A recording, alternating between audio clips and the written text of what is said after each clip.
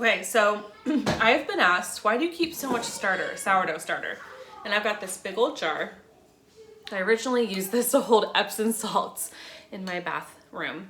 But I was using a jar like this. This is a wide mouth, it's about 2.5 cup mason jar, and it just wasn't enough. For example, I made a loaf of bread, got a loaf of bread started this morning, and then I also made pancakes for the kids for lunch. And that took up, 3 cups of sourdough starter.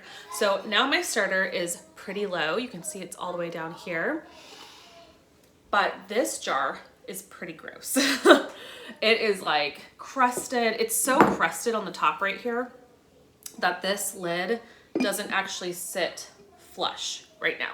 So what I'm gonna do is I'm going to actually transfer this little bit into this jar. I'm gonna feed it and let it rise for the rest of the afternoon. And then I'm gonna let this jar soak. I may have to even let it soak overnight. I'm not sure, we'll kind of see.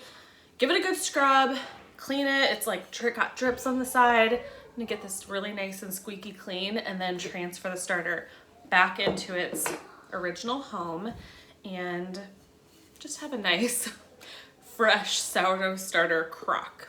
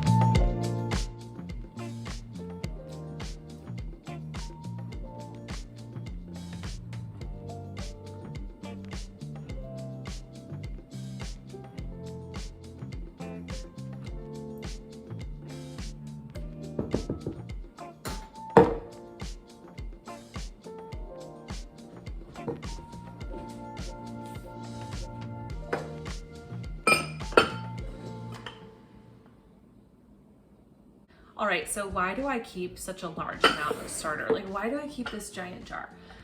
I get asked this quite a bit because people are like, don't you just use a little bit, maybe discard some? And like, are you baking all the time? Like, what's the deal? I'll give you an example of why I keep so much starter in my jar. I kind of mentioned this at the beginning of the video, but this weekend I made pizza and I had to make a loaf of bread for our family.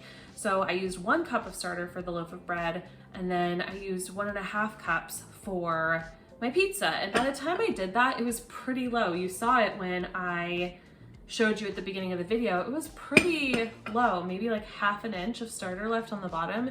So you can get down to just a scrap of starter. You can still feed it and it will grow and it'll be fine. You don't even need that much. I think you just need like a teaspoon or 1/2 teaspoon. But I love to just have a lot on hand because I actually can make a really quick pizza crust just from the starter alone. I can make pancakes or waffles just from the starter alone, or if I just want to bake, I have it handy. Okay, I got interrupted in that video because my daughter came home with her little friend.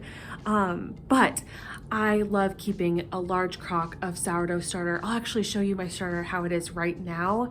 I made a double batch of chocolate chip cookies last night. We're making pizzas for dinner tonight. It's just always really nice to have a good amount on hand. If you like this kind of content, follow my page. I will link in the description below my no fuss sourdough bread recipe if you have been intimidated by weighing out and measuring everything perfectly. I do a really non-fussy way of making bread every couple of days for my family, so I hope that you enjoy it. I'll see you next time.